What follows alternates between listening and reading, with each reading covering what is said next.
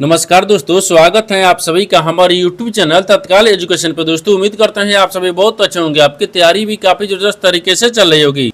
दोस्तों आज हम आप लोगों के लिए रीजनिंग के 15 अति महत्वपूर्ण प्रश्न के बारे में इस वीडियो में बताएंगे, जो कि SSC, railway, group D, NTPC या किसी अटेट एग्जाम की तैयारी कर रहे हैं। इस टाइप के प्रश्न में से परीक्षा में पूछे जाएंगे। दोस्तों ये पार्ट नंबर कौन सा 64 है, पार्ट नंबर 63 नहीं देखें तो आप वीडियो सेक्शन में जाके देख सकते हैं। चलिए दोस्तों पहला प्रश्न देख लेते हैं। दोस्तों पहला प्रश्न है, इसमें देखिए नीचे दिए गए विकल्पों में से संबंधित संख्या को चुनिए। देखिए नीचे यहाँ पर आपको एक संबंधित संख्या दी है। यहाँ पर 45 जो ना ये 315 से समित है। ठीक उसी प्रकार से बताना है कि यहाँ पर 37 जो ना इस प्रश्नार्थक के चिन्ह पर इन चार ऑप्शन में से किसे समित होगा।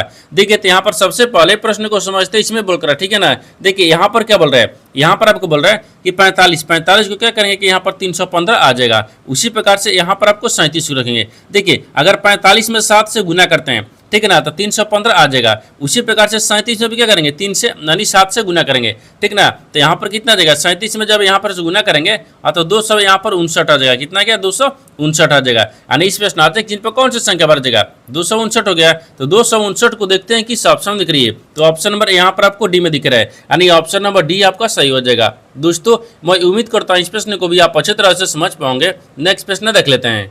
दोस्तों दूसरा प्रश्न है, इसमें देखिए नीचे दी गई श्रृंखला सरणी में प्रश्नार्थक चिन्ह के स्थान पर कौन सी संख्या आएगी। देखिए नीचे यहाँ पर आपको एक श्रृंखला दी है। इन श्रृंखला में बताना है कि इस प्रश्नार्थक के चिन्ह पर इन चार ऑप्शन में से कौन सी संख्या यहाँ पर भरा जाएगा।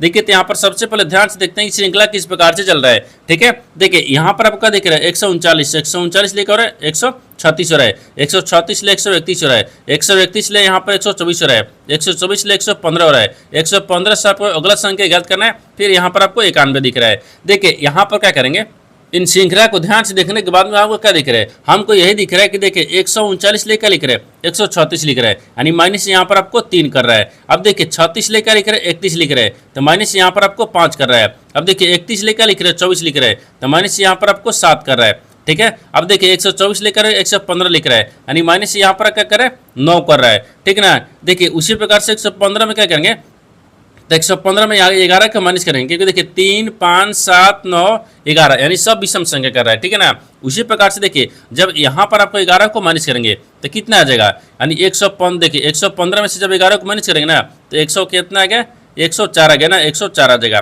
ठीक है। इस प्रश्नार्थक चिन्ह पर 104 भरा जाएगा। अब 104 से क्या लिख रहे हैं, 91 लिख रहा है, तो 104 में क्या करते हैं ना, 13 को माइनस कर देंगे तो कितना आ जाएगा, ये आपको 91 आ जाएगा, ठीक है। तो देखते हैं कि 104 किस ऑप्शन में दिख रही है। तो ऑप्शन नंबर यहाँ पर आपको किस में दिख रहा है, सी में दिख रहा है, यानी ऑप्शन नंबर सी आपका सही हो जाएगा। दोस्तों मैं उम्मीद करता हूँ इस प्रश्न को भी आप अच्छी तरह से समझ पाओगे। नेक्स्ट प्रश्न देख लेते हैं। दोस्तों तीसरा प्रश्न है, इसमें देखिए 4 शब्द दिए गए हैं जिनमें से 3 किसी तरह से समान है जबकि एक अलग है, यानी असंगत का चयन करें। देखिए यहाँ पर सबसे पहले प्रश्न को समझते इसमें बोल कर है, ठीक है ना। देखिए यहाँ पर क्या बोल रहा है, ये बोल रहा है ना कि नीचे यहाँ पर आपको 4 शब्द दिए है, इन चारों शब्द में से 3 एक समान है, एक आपको अलग है। उसी को बताना है कि चारों में से कौन सा आपको एक अलग दिख रही है। देखिए तो यहाँ पर क्या करिएगा, वीडियो को रोककर खुद अपने आप से बनाने की कोशिश करिएगा और 15 प्रश्न में से अपने कितने प्रश्न सही किए वीडियो को लास्ट में कमेंट में जरूर बताइएगा। और इस चैनल पर पहली बार आए तो चैनल को सब्सक्राइब कर बेल आइकन घंटी को प्रेस जरूर कर लीजिए, क्योंकि सबसे पहले इस तरह क्लास आपको मिलता रहे। देखिए तो यहाँ पर सबसे पहले ध्यान से देखते हैं ना, इन चारों शब्द में से कौन कौन सा आपको शब्द दिया है, ठीक है।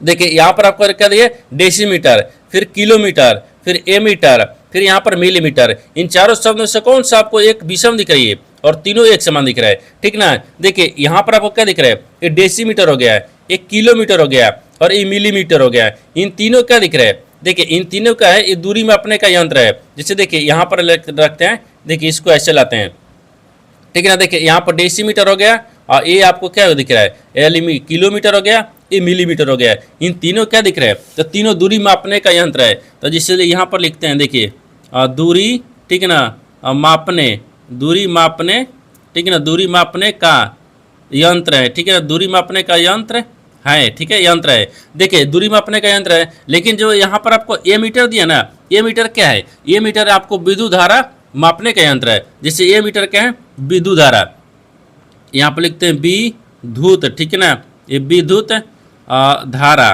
ठीक है ना, विद्युत धारा मापते हैं, मापते, ठीक है ना, मापते हैं। यहाँ पर क्या हो जाएगा, मापते हैं। देखिए यानी जिस प्रकार से यहाँ पर क्या दिख रहा है, देखिए सेंटीमीटर हो गया और किलोमीटर हो गया और यहाँ पर मिलीमीटर हो गया। इन तीनों यहाँ पर आपको दूरी को मापने का यंत्र है, लेकिन यहाँ पर आपको क्या दिख रहा है, तीनों एक समान हो गया। और यहाँ पर आपको ए मीटर दिख रहा है, ए मीटर यानी विद्युत धारा को मापते हैं। तो तीनों में से कौन सा आपको एक विषम दिख रही है, तो सी दिख रहा है, यानी ऑप्शन नंबर सी आपका सही हो जाएगा। दोस्तों मैं उम्मीद करता हूँ इस प्रश्न को भी आप अच्छी तरह से समझ पाओगे। नेक्स्ट प्रश्न देख लेते हैं। दोस्तों 4 नंबर प्रश्न है, इसमें देखिए एक निश्चित कूट भाषा में देखिए म्यूट को यहाँ पर आपको 35-17 के रूप में कूटबद्ध किया जाता है, और यानी ईर्ष को यहाँ पर 24-58 के रूप में कूटबद्ध किया जाता है। तो दी गई कूट भाषा में ई के लिए कूट क्या होगा, आपको इसी को बताना है, ठीक है ना। देखिए यहाँ पर सबसे पहले प्रश्न को समझते इसमें बोल कर, ठीक है ना। देखिए यहाँ पर क्या बोल रहा है, ये बोल रहा है कि एक निश्चित कूट भाषा में देखिए यहाँ पर एम यू टी को क्या लिख रहे हैं, यानी 35-17 के रूप में कूटबद्ध किया जाता है। उसी कूट भाषा में बताना कि ई ए आर एस को क्या लिख रहे हैं, 24-58 के रूप में कूटबद्ध किया जाता है। तो दी गई कूट भाषा में बताना कि ई को क्या लिखा जाएगा। देखिए तो यहाँ पर सबसे पहले क्या लगता है एम यू, ठीक है ना। यहाँ पर टी लिख रहा है, ए लिख रहा है, ठीक है। अब इनको क्या लिख रहे हैं, तो देखिए 35 और 17 लिख रहा है। उसी कूट भाषा में बताना है कि देखिए यहाँ पर आपको ई लिख रहा है, ठीक है, ए दिया है, फिर आर दिया है, फिर एस दिया है। इनको भी क्या लिख रहा है, अब तो इनको देखिए ना यहाँ पर 24 और 58 लिख रहा है, ठीक है ना। उसी कूट भाषा में बताना ना कि ई को क्या लिखा जाएगा। देखिए इस तरह के सवाल में क्या होता है, इस तरह के सवाल में ना देखिए यहाँ पर आपको ये जो अक्षर दिख रहा है इसमें भी कॉमन मिलेंगे, ये संख्या दिख रहा है इसमें भी आपको ये कॉमन मिलेंगे। जो दोनों में कॉमन मिलेगा ना वही आपको आंसर होगा। जिससे देखिए यहाँ पर आपको ई दिख रहा है, इसमें भी आपको ई दिख रहा है, इन दोनों में कौन ई मिल रहा है। देखिए यहाँ पर भी आपको 5 दिख रहा है, इसमें भी आपको 5 दिख रहा है, दोनों में कौन हो गया ना, तो दोनों में कॉमन 5 दिख रहा है, ठीक है। तो देखिए यहाँ पर आपको ई का कूट क्या हो जाएगा, 5 हो गया, तो यहाँ पर 5 हो जाएगा। तो 5 को देखते हैं किस ऑप्शन में दिख रही है, तो ऑप्शन नंबर यहाँ पर आपको सी में दिख रहा है, यानी ऑप्शन नंबर सी आपका सही हो जाएगा। दोस्तों मैं उम्मीद करता हूँ इस प्रश्न को भी आप अच्छी तरह से समझ पाओगे। नेक्स्ट प्रश्न देख लेते हैं। दोस्तों 5 नंबर प्रश्न है, इसमें देखिए दिए गए पैटर्न का अध्ययन कीजिए और इसमें अनुपस्थित संख्या ज्ञात कीजिए। देखिए यहाँ पर सबसे पहले प्रश्न को समझते इसमें बोलकर, ठीक है ना। देखिए यहाँ पर क्या बोल रहा है कि एक आकृति दे, इन आकृति में बताना है क्या कि इस प्रश्नार्थ की जिन पर इन 4 ऑप्शन में से कौन सी संख्या यहाँ पर भरा जाएगा। देखिए तो यहाँ पर देखते हैं कि किस प्रकार से दिख रहा है, ठीक है। देखिए इस तरह का जो सवाल है ना, इस तरह के सवाल में क्या होता है, देखिए या तो रो में ज्ञात करेंगे, या तो कॉलम में ज्ञात करते हैं, या तो आपको जिधर बड़ी संख्या दिया रहता है उधर भी ज्ञात करते हैं, ठीक है। तो इस आकृति को ध्यान से देखने के बाद में हमको क्या दिख रहा है, हमको यही दिख रहा है कि देखिए यहाँ पर आपको क्या दिख रहा है, यहाँ पर आपको बड़ी संख्या दिख रही है, ये 37 हो गया, ये 85 हो गया। इसके बाद में ये बड़ी संख्या, यानी दोनों तरफ से क्या करते हैं, बड़ी संख्या रखते हैं। देखिए अगर मान लीजिए बड़ी संख्या की तरफ ज्ञात करते हैं तो नीचे से ऊपर की तरफ जाएंगे, तो मान लीजिए 85 हो गया और 37 हो गया, इन दोनों को मान लीजिए जोड़ेंगे। देखिए अगर मान लीजिए 85 हो गया और 37 हो गया, अगर इनको जोड़ेंगे तो कितना गया, 7 3 10 2 12, ठीक है। एक हाथ में लगा एक हो गया, और देखिए 8 3 11 1 12 आ गया, ठीक है ना। तो 122 था ये गया, ठीक है ना। इसको जोड़ने पर 122 आ जा रहा है, ठीक है। तो देखिए इसको क्या करते हैं, जो जोड़ते हैं उसी प्रकार से देखिए था। अगर मान लीजिए यहाँ पर फिर दूसरा में देखते हैं, देखिए यहाँ पर आपको क्या दिख रहा है, 79 दिख रहा है, फिर यहाँ पर आपको 48 दिख रहा है, 127 लेना है। अगर इसमें 1 डाल लेंगे कितना गया, ये 10 हो गया। अभी 7 10 7 17 हो गया, 17 के 7 मतलब 1 हो गया है। फिर यहाँ पर आपको 8 दिख रहा है, और 7 4 11 11 खींच लिया 12, यहाँ पर भी 127 आ रहा है। देखिए नीचे से ऊपर तरफ जा रहे हैं तो ये बड़ी संख्या आपको दिख रही है, ठीक है ना, जोड़ने पा रहा है, ठीक है। यानी इसका मतलब किसी प्रकार से आपको सही होगा। देखिए यहाँ पर क्या करते हैं, और इसको क्या करते हैं ना, हाँ नीचे से ऊपर की तरफ ले चलेंगे, यानी बड़ी संख्या की तरफ यहाँ पर ज्ञात करते हैं, ठीक है। देखिए अगर मान लीजिए यहाँ पर आपको 85 दिख रहा है, ठीक है ना, 85 प्लस कितना दिख रहा है, 37 हो गया है, बराबर में कितना आ रहा है, 122 हज़ार है। उसी प्रकार से मान लीजिए यहाँ पर क्या दिख रहा है, 85 चाहे यहाँ पर देखिए ना, इसको क्या रखते हैं, 49 रखते हैं। हाँ देखिए 79 और प्लस ये 48 दिख रहा है, इनको भी क्या करते हैं, जोड़ेंगे। तो जोड़ने के बाद में कितना गया, 127 आ गया है, ठीक है। अब उसी प्रकार से देखिए ना, यहाँ पर क्या दिख रहा है, अब 32 दिख रहा है, ठीक है। फिर प्लस में यहाँ पर 16 को रखते हैं, 32 और 16 को आपस में जोड़ते हैं, कितना गया, 6 2 कितना गया, 8 आ गया, 3 1 4 आ गया, 48 आ गया, ठीक है। उसी प्रकार से क्या करते हैं ना, यानी इनको भी क्या करेंगे, जोड़ेंगे। देखिए यहाँ पर आपको क्या रखते हैं, नहीं यहाँ पर संख्या नहीं है, अब यहाँ पर देखिए क्या रखते हैं, 66 को रखते हैं, और 66 में क्या करेंगे, कौन सा संख्या को जोड़ेंगे कि 105 आ जाएगा, ठीक ना। तो 66 में कौन सी संख्या को जोड़ते हैं कि जो कि 1 यानी 105 आ जाएगा, ठीक है। तो मान लीजिए अगर 65 को जोड़ेंगे तो ज़्यादा हो जाएगा ना, 65 को अगर जोड़ेंगे तो 60 से 120 पार कर जाएगा, ठीक है। तो 65 नहीं हो पाएगा।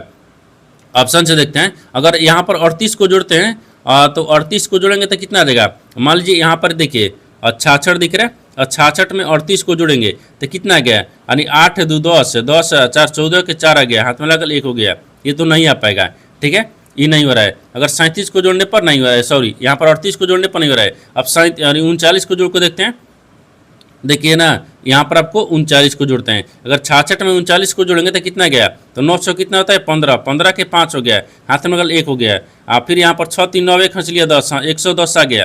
क्या कर रहा है, यहाँ पर आपको 37 को जोड़ेंगे, यहाँ पर आपको क्या करेंगे 39 को, सॉरी 39 है ना, ये 39 है। देखिए 39 को और 66 को आपस में जोड़ेंगे तो 105 आ गया है। तो आपसे पूछा क्या है, आपसे पूछा है कि प्रश्नार्थक चिन्ह पर कौन सा संख्या बढ़ जाएगा, 39 हो जाएगा। तो 39 को देखते हैं किस ऑप्शन दिख रही है, तो ऑप्शन नंबर किस में दिख रहा है, तो ऑप्शन नंबर यहाँ पर आपको सी में दिख रहा है, यानी ऑप्शन नंबर सी आपका सही हो जाएगा। दोस्तों मैं उम्मीद करता हूँ इस प्रश्न को भी आप अच्छी तरह से समझ पाओगे। नेक्स्ट प्रश्न देख लेते हैं।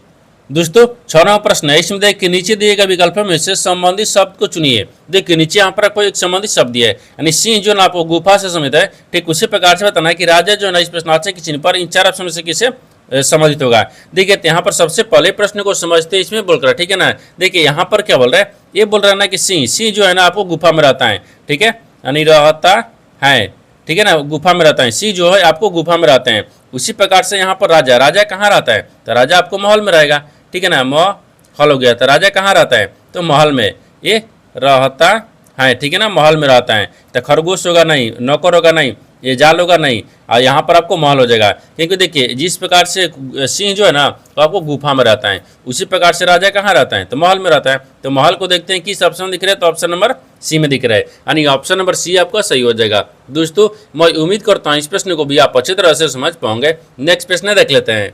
दोस्तों 7वां प्रश्न है, इसमें देखिए निम्नलिखित संख्या और प्रतीक श्रृंखला का संदर्भ ले और प्रश्न का उत्तर दे। गिनती केवल बाएं से दाएं की जानी चाहिए। देखिए यहाँ पर आपको एक श्रृंखला दी है, इन श्रृंखला में आपको बताना है क्या है। सवाल देखिए यहाँ से पूछा है, ऐसे कितने प्रतीक हैं जिनके ठीक पहले एक प्रतीक है और ठीक बाद एक प्रतीक यानी संख्या है। देखिए यहाँ पर सबसे पहले प्रश्न को समझते इसमें बोल कर, ठीक है ना। देखिए यहाँ पर क्या बोल रहा है कि निम्नलिखित संख्या और प्रतीक श्रृंखला का संदर्भ ले और प्रश्न का उत्तर दे। गिनती केवल बाएं से दाएं की जानी चाहिए। देखिए यार इसका कहने का मतलब है कि नीचे यहाँ पर आपको एक श्रृंखला दी है, इन श्रृंखला में आपको बताना क्या है। सवाल देखिए यहाँ से पूछ रहा है, पूछा है कि ऐसे कितने प्रतीक है, ठीक है ना। तो ऐसे कितने प्रतीक को यहाँ पर रखेंगे, ठीक है ना। ऐसे कितने प्रतीक है, ठीक है, प्रतीक है जिनके ठीक पहले एक प्रतीक है, जिनके पहले भी क्या है एक प्रतीक है, ठीक है ना, एक प्रतीक है और ठीक बाद में एक संख्या है। बाद में क्या दिख रहा है, एक संख्या दिख रहा है, ठीक है, ये संख्या दिख रहा है। देखिए इसका कहने का मतलब होगा कि इसमें बताना है कि ऐसे कितने प्रतीक है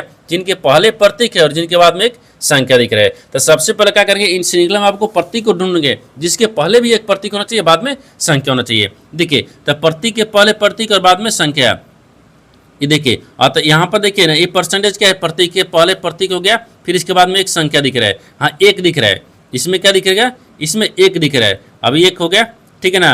आगे देखते हैं, आगे इसमें कहीं दिख रहा है प्रतीक के पहले प्रतीक। हाँ देखिए ये प्रतीक हो गया, और प्रतीक के पहले क्या दिख रहा है, प्रतीक हो गया, ठीक है ना। प्रतीक के पहले प्रतीक के बाद में एक संख्या दिख रहा है, ठीक है। और इसमें कहीं दिख रहा है प्रतीक के पहले प्रतीक और प्रतीक के बाद में दिख रहा है, और नहीं दिख रहा है, इसमें नहीं दिख रहा है, इसमें 2 को दिख रहा है। कितना दिख रहा है, 2 दिख रहा है, यानी इस समय कितना दिख रहा है, 2 को दिख रहा है। यानी 2 ऐसी प्रतीक है जिनके पहले भी प्रतीक है, जिनके बाद एक संख्या दिख रहा है। तो 2 देखते हैं किस ऑप्शन दिख रही है, तो ऑप्शन नंबर यहाँ पर आपको सी में दिख रहा है, यानी ऑप्शन नंबर सी आपका सही हो जाएगा।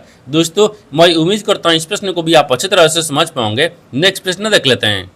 दोस्तों 8वां प्रश्न है, इसमें देखिए उस विनारे का चयन करें जो दिए गए वर्गों के बीच संबंध को श्रोताओं रूप से दर्शाता है। देखिए नीचे यहाँ पर आपको 3 शब्द दिया है, इन तीनों शब्द को बताना कि आपस में कैसे संबंधित है और इन 4 वेन डायग्राम में से कौन सा वेन डायग्राम बनेगा। देखिए तो यहाँ पर सबसे पहले ध्यान से देखते हैं कि तीनों शब्द में से कॉमन कौन सा मिल रहा है, ठीक है ना। देखिए यहाँ पर आपको इतिहास दिया है, रंगमंच दिया है और समय दिया है। इन तीनों शब्द में से सबसे कॉमन क्या दिख रहा है, तो मानते हैं सबसे कॉमन यहाँ पर इतिहास हो जाएगा, ठीक है ना। ये आपको इतिहास हो गया, इतिहास, ठीक है ना, इतिहास हो गया। इतिहास क्या, इतिहास के अंदर संबंधित आपको मंच दिख रहा है, नहीं। मंच के अंदर क्या समय दिख रहा है, नहीं। इन तीनों आपस में ना किसी प्रकार से संबंधित नहीं दिख रहे, यानी तीनों का वेन डायग्राम अलग अलग बनेगा, ठीक है ना। तो यहाँ पर आपको रंग मंच हो गया, ठीक है, रंगमंच दिख रहा है, रंग मंच हो गया ना, यहाँ पर रंगमंच दिख रहा है, ठीक है ना। यहाँ पर क्या दिखेगा, समय दिखेगा, ये समय दिखेगा। देखिए तीनों आपस में किसी प्रकार से संबंधित नहीं है, तीनों का वेन डायग्राम अलग अलग बनता है। तो तीनों का वेन डायग्राम अलग अलग है। तो इस तरह का वेन डायग्राम ना देखते हैं किस ऑप्शन में दिख रही है, तो ऑप्शन नंबर ए में दिख रहा है, यानी ऑप्शन नंबर ए आपका सही हो जाएगा। दोस्तों मैं उम्मीद करता हूँ इस प्रश्न को भी आप अच्छी तरह से समझ पाओगे। नेक्स्ट प्रश्न देख लेते हैं। दोस्तों 9वां प्रश्न है, इसमें देखिए ए बी सी डी ई और एफ एक ही इमारत के 6 अलग अलग तले पर रहते हैं। इमारत में सबसे नीचे तले 1 है, ठीक है, सबसे ऊपर वाला तला 6 है। तन एफ है सम संख्या वाले तल पर रहते हैं लेकिन 6 वाले तल पर नहीं, ठीक है ना। डी और एफ जिन तलों पर रहते हैं उनका योग 7 है, यानी बी और ए नीचे ठीक ऊपर रहता है। तो एफ और सी का तलों पर रहता है तो उनका योग 3 है। तो एफ और बी के बीच कितने व्यक्ति रहते हैं आपको इसी को बताना है। देखिए यहाँ पर सबसे पहले प्रश्न को समझते हैं, इसमें बोल रहा है, ठीक है ना। देखिए यहाँ पर क्या बोल रहा है, ये बोल रहा है कि देखिए A B C D E F है एक इमारत की 6 अलग अलग तलों पर रहते हैं, ठीक है। और आगे बोल रहा है कि इमारत में सबसे निचले तले का 1 है और सबसे ऊपरी तले का एफ यानी 6 है, ठीक है ना। देखिए यानी इसका कहने का मतलब है कि नीचे देखिए यहाँ पर आपको एक तला दिख रहा है, 1 से 6 तक तला रख दिए, जिसमें बोल रहा है ना, देखिए सबसे नीचे क्या है, देखिए बोल रहा है 1 है तो 1 को रख दिए। सबसे ऊपर में क्या दिख रहा है, 6 दिख रहा है तो 6 को रख लीजिए, ठीक है ना। देखिए इसको क्या रखते हैं ना, इसको ऊपर में रखते हैं, ठीक है, ये ऊपर होता है। इसको क्या रखते हैं, ये नीचे हो गया, ठीक है, ये नीचे दिख रहा है। अब आगे देखिए, आगे बोल रहा है 1 से 6 तक तले रख दिए, यहाँ पर व्यक्ति को रखते थे। बोल रहा है कि एफ एक सम संख्या वाले तले पर रहता है। एफ जो है ना, एफ है तो सम संख्या वाले पर रहता है, तो एफ को मान लीजिए यहाँ पर रख लेते हैं सम संख्या वाले पर, लेकिन यानी 6 वाले पर नहीं, जो 6 तले पर है वो नहीं, क्योंकि एफ 6 पर भी आपको सम संख्या दिख रहा है, यानी इस पर नहीं होगा, ठीक है। तो यहाँ पर आपको 2 पर हो गया, ठीक है ना। आगे देखिए, आगे बोल रहा है कि डी और जी, ठीक है ना, डी और एफ जिन तलों पर रहते हैं उनका योग 7 है। देखिए डी और एफ है तो डी को कहाँ रखते हैं और एफ को, दोनों को तले जो रहा जहाँ रहेगा उसका योगफल 7 होना चाहिए, ठीक है ना। देखिए तो डी और एफ है तो डी को कहाँ रखते हैं, तो मान लीजिए यहाँ पर डी और एफ है तो डी को देखिए ना, डी को 5 में रखते हैं, ठीक है ना। डी 5 में हो गया और एफ हो गया तो 2 पर, तो 5 4 2 6 यहाँ पर आइएगा। और देखिए नहीं तो कितना होना चाहिए, उनका योग 7 होना चाहिए, तो 5 2 7 हो गया, यहाँ पे ठीक है। आगे बोल रहा है कि बी ए के ठीक ऊपर वाले तले पर रहते हैं। जो बी है ना, बी ए वाले के ऊपर रहता है, तो बी जो है ना ए के ऊपर रहता है। तो मान लीजिए ए को कहाँ रखते हैं, ए को तो मान लीजिए ए को यहाँ पर रखते हैं, ये 3 पर रखते हैं, ठीक है। ए के ऊपर कौन रहता है, तो बी रहता है, बी का रख लेते हैं, ठीक है ना, बी रहता है। आगे बोल रहा है कि यानी एफ और सी जिन तलों पर रहते हैं उनका योग 3 है, यानी एफ और सी, तो एफ हो गया यहाँ पर और सी को रखते हैं यहाँ पर, इन तलों को जोड़ने पर 3 होना चाहिए, तो 2 और 1 3 हो गया, यहाँ भी ठीक है, ठीक है ना। आगे बोल रहा है कि बी और एफ के बीच कितने व्यक्ति रहते हैं, तो बी और एफ के बीच में पूछा है, तो यहाँ पर आपको क्या रखते हैं, ई को रख लेते हैं, ठीक है ना, ई को रख लेते हैं। अब बोल रहा है कि देखिए बोला क्या है कि बी और एफ के बीच में, तो यहाँ पर आपको क्या दिख रहे हैं, बी दिख रहा है और यहाँ पर क्या दिख रहा है, एफ दिख रहा है। इन दोनों के बीच में कितने व्यक्ति बैठे हैं, तो ए बैठा है, केवल ए बैठा है। तो आपसे वही बोल रहे कितने व्यक्ति रहते हैं, 1 रहते हैं, यानी 1 हो गया। तो 1 को देखते हैं किस ऑप्शन में दिख रही है, तो ऑप्शन नंबर यहाँ पर आपको सी में दिख रहा है, यानी ऑप्शन नंबर सी आपका सही हो जाएगा। दोस्तों मैं उम्मीद करता हूँ इस प्रश्न को भी आप अच्छी तरह से समझ पाओगे। नेक्स्ट प्रश्न देख लेते हैं। दोस्तों 10वां प्रश्न है, इसमें देखिए उच्च सेट का चयन कीजिए जिसमें संख्याएं उसी प्रकार सम्मिलित है जिस जैसे कि निम्नलिखित सेटों की संख्याएं सम्मिलित हैं। देखिए यहाँ पर सबसे पहले प्रश्न को समझते हैं, इसमें बोलकर, ठीक है ना। देखिए यहाँ पर क्या बोल रहा है कि ये यहाँ पर आपको 2 सेट दिए, इन दोनों सेट आपस में जिस प्रकार से सम्मिलित है उसी प्रकार से बताना है कि इन 4 ऑप्शन में से कौन सा एक सेट है इन दोनों के जैसे आपको सम्मिलित दिख रही है, ठीक ना। देखिए यहाँ पर सबसे पहले क्या करते हैं ना, इन दोनों सेट को आपस में देखते हैं कैसे सम्मिलित आपको दिख रही है, ठीक है। देखिए यहाँ पर 14 से क्या रहा है 15, 15 से क्या रहा है 20, 20 ले क्या रहा है 40, ठीक है ना। उसी प्रकार से देखिए यहाँ पर 19, 19 लेकर लिख रहे 20, 20 लेकर 25, 25 लेकर 50, ठीक है ना। देखिए यहाँ पर आपको 14, 14 से क्या 15, 1 को जोड़ देंगे। अब देखिए 15 से क्या हो रहा है 20 हो रहा है, तो यहाँ पर आपको 5 को जोड़ रहा है, ठीक है ना, ये 5 को जोड़ेंगे, ठीक है। अब 20 लेकर आ रहा है, अब 40 हो रहा है, तो 20 में 2 से गुना कर देंगे, 40 आ गया। उसी प्रकार से देखिए ना, इसको क्या रखते हैं ना, हाँ देखिए 19 हो गया, तो 19 से क्या लिख रहे हैं 20 हो रहा है, तो 19 में अगर 1 को जोड़ देंगे 20 आ गया। और 20 ले क्या लिख रहे हैं 25 लिख रहे हैं, तो 20 में 5 को जोड़ देंगे 25 आ गया। और 25 ले क्या लिख रहे हैं 50 लिख रहे हैं, तो 25 में 2 से गुना करेंगे 50 आ गया। उसी प्रकार से देखते हैं कि इन 4 ऑप्शन से कौन सा इसके जैसे आपको दिख रही है। देखिए 8 में अगर क्या करते हैं 1 जोड़ेंगे तो 9 आना चाहिए, ये तो होगा नहीं, ठीक है ना। बी को देखते हैं तो 3 में 1 को जोड़ेंगे ना तो 4 आ गया, ठीक है, 3 में 1 को जोड़ेंगे 4 आ गया, और 4 में क्या करते हैं 5 को जोड़ते हैं तो 5 4 9 हो गया, और 9 में क्या करते हैं 2 से गुना करेंगे तो 18 आना चाहिए, लेकिन ये तो 14 आ रहा है, ये भी नहीं हो रहा है। ठीक है ना, ऑप्शन ए बी भी नहीं हो रहा है, बी नहीं होगा। ठीक है ना, यहाँ पर क्या करते हैं सी को रखते हैं, और ठीक है तो सी देखिए 5 लेके हो रहा है 6 हो रहा है, तो 5 में 1 को जोड़ देंगे 6 आ गया, और 6 में 5 को जोड़ देंगे, सॉरी यहाँ पर 6 में 5 को जोड़ेंगे ना, 6 में 5 को जोड़ेंगे तो 6 5 11 हो गया, और 11 में क्या करते हैं 2 से गुना कर लेंगे, कितना 11 दूनी 22 हो गया। हाँ, ऑप्शन नंबर सी दिख रहा है। इन जिस प्रकार से आपस में दोनों संबंधित दिख रहा है ना, उस प्रकार से आपको क्या दिख रहा है, ऑप्शन नंबर सी दिख रहा है, यानी इसका मतलब कि ऑप्शन नंबर सी आपका सही हो जाएगा। दोस्तों मैं उम्मीद करता हूँ इस प्रश्न को भी आप अच्छी तरह से समझ पाओगे। नेक्स्ट प्रश्न देख लेते हैं। दोस्तों 11वां प्रश्न है, इसमें देखिए यदि प्लस और माइनस को परस्पर बदल दिया जाए तथा गुना और भागा को परस्पर बदल दिया जाए तो निम्नलिखित समीकरण में प्रश्न चिन्ह के स्थान पर क्या आएगा, आपको इसी को बताना है। देखिए यहाँ पर सबसे पहले प्रश्न को समझते इसमें बोल रहा है। ठीक है ना, देखिए यहाँ पर क्या बोल रहा है, ये बोल रहा है कि देखिए एक समीकरण दिया है, इन समीकरणों को सही बनाने के लिए इन ऑप्शन को आपको बदलना होगा, बदलने के बाद में समीकरण को सही बनाएंगे। तो सबसे पहले क्या करते हैं, चिन्ह को बदलते हैं। देखिए यहाँ पर बोल रहा है कि यदि प्लस और माइनस को परस्पर बदल दिया जाए, यानी प्लस की जगह पर क्या रखते हैं माइनस को, और माइनस की जगह पर क्या रखते हैं प्लस को रखते हैं। आगे बोल रहा है कि गुना और भागा को परस्पर बदल दिया जाए, यानी गुना की जगह पर क्या रखते हैं भागा, और भागा की जगह पर क्या रखते हैं गुना को। चिन्ह को बदलने के बाद में समीकरण को सही बनाएंगे। देखिए यहाँ पर चिन्ह बदल दिए, 56 प्लस ये 12 आ गया। ठीक है ना, फिर भागा कितना दिख रहा है 4 दिख रहा है, अब फिर यहाँ पर गुना का चिन्ह रखेंगे ना, गुना के आगे 9 हो गया, फिर यहाँ पर -5 आ गया, फिर प्रश्नार्थक चिन्ह, यानी 4 3 12 3 हो गया, 9 3 27। देखिए 56 और प्लस 27 -5, अगर इन दोनों को आपस में क्या करते हैं जोड़ लेते हैं। ठीक है ना, इनको जोड़ेंगे। देखिए अगर इन दोनों को जोड़ेंगे, देखिए 57 हो गया और 27 हो गया, इन दोनों को जोड़ते हैं तो जोड़ने के बाद में कितना आ जाएगा, यहाँ पर आपको 83 आ जाएगा। ठीक है ना, और 83 में से 5 को माइनस कर लेंगे तो कितना बचेगा, ये 78 आ गया। कितना गया 78 आ गया। तो इस प्रश्नार्थक चिन्ह पर कौन सा संख्या बचेगा 78 हो जाएगा। तो 78 को देखते हैं किस ऑप्शन में दिख रही है, तो ऑप्शन नंबर किस में दिख रहा है, यानी ऑप्शन नंबर यहाँ पर आपको 78 किस ऑप्शन में दिख रहा है, तो ऑप्शन नंबर डी में दिख रहा है, यानी ऑप्शन नंबर डी आपका सही हो जाएगा। दोस्तों मैं उम्मीद करता हूँ इस प्रश्न को भी आप अच्छी तरह से समझ पाओगे। नेक्स्ट प्रश्न देख लेते हैं। दोस्तों 12वां प्रश्न है, इसमें कथनों को पढ़े और दिए गए विकल्पों में से निष्कर्ष को चुने। देखिए नीचे यहाँ पर आपको एक कथन दिया है, निष्कर्ष दिया है, कथन के आधार पर डायग्राम को बनाते हैं, निष्कर्ष के आधार पर प्रश्न को सोल्व करते हैं। देखिए यहाँ पर सबसे पहले ना प्रश्न को देखते हैं, कथन बोलकर आए, इसके आधार पर डायग्राम को बनाते हैं। देखिए कथन बोल रहा है कि सभी जैम डैम है। ठीक है ना, तो सभी यहाँ पर जैम को रखते हैं। देखिए यहाँ पर आपको जैम दिख रहा है, सभी जो जैम है ना वो क्या दिख रहा है बेड में दिख रहा है। ठीक है ना, तो यहाँ पर आपको क्या लिखेंगे बेड में रखेंगे। आगे बोल रहा है कि सभी बेड बोरे हैं, तो सभी जो बेड है ना यहाँ पर क्या लिख रहे हैं ये बोरे में दिख रहा है। ठीक है, ये बोरे हो गया। आगे बोल रहा है कि कोई भी बोरा कैन नहीं है, तो कोई भी बोरा जो है ना एक कैन में नहीं है, तो कैन को अलग अलग लेंगे। ठीक है, एक कथन हो गया।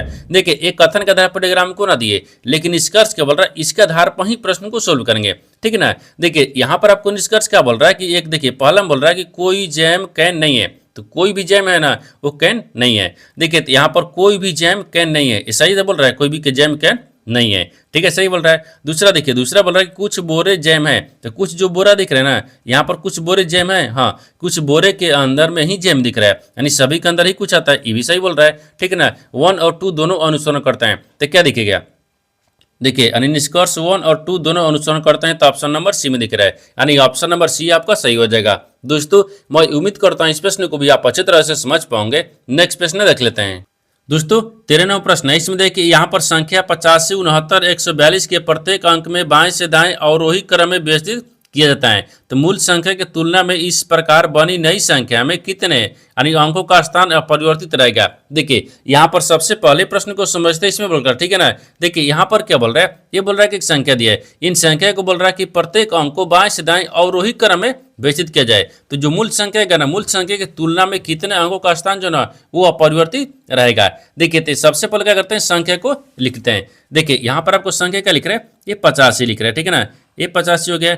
ठीक है, और यहाँ पर आपको 69 लिख रहा है। ठीक है, 69 हो गया, 142 दिख रहा है। अभी संख्या हो गया, बोल रहा ना कि संख्या हो गया, संख्या के प्रत्येक अंक को बाएं से दाएं अवरोही, अवरोही का मतलब बढ़ते क्रम नहीं घटते क्रम में चलेंगे, अवरोही का मतलब क्या होता है घटते क्रम में। तो घटते क्रम में यहाँ पर सबसे पहले क्या दिखेंगे 9 दिखते हैं। ठीक है ना, ये 9 दिखेगा, 9 के बाद में फिर यहाँ पर आपको 8 दिखेगा, यहाँ पर आपको 8 आ गया। ठीक है ना, 8 हो गया, और 8 के बाद में क्या दिखेगा, ठीक है, फिर यहाँ पर आपको 6 दिखेगा। 6 के बाद में फिर यहाँ पर 5 दिखेगा, और 5 के बाद में फिर यहाँ पर आपको 4 दिखेगा, 4 के बाद में 2 दिखेगा, 2 के बाद में 1 दिखेगा। ठीक है, अब इसको क्या किया ना, इसको क्या किया कि अवरोही क्रम में सजा दिया। ठीक है ना, जैसे देखिए यानी अवरोही, ठीक है ना, अवरोही क्रम में इसको सजा दिए। अब बोल रहा है कि सजाने के बाद में अब देखिए नई संख्या में बोल रहा है कि देखिए व्यवस्थित किया जाता है। ठीक है ना, कि मूल संख्या की तुलना में जो मूल संख्या है, मूल संख्या की तुलना में उतना कितने अंकों का स्थान अपरिवर्तित रहेगा।